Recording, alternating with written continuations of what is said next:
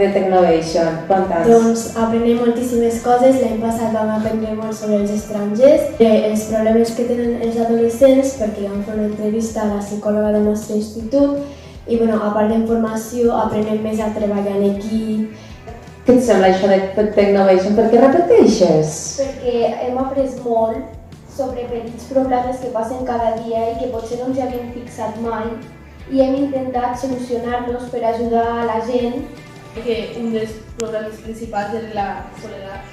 La soledat de les persones grans. Passen moltes hores sols. Aquesta és l'observació que elles van fer.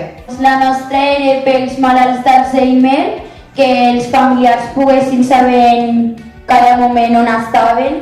També podien enviar una notificació per a que sàpiguen quan s'han de prendre la medicació.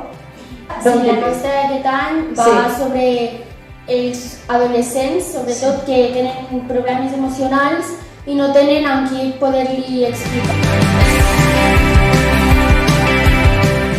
M'agradaria que hi hagués més noies participant. L'ecologia no és només cosa de nois, és de qui vulgui fer-ho. Tots revisents que tenim entre 13 i 14 anys i doncs participem en aquest projecte que és el Technovation.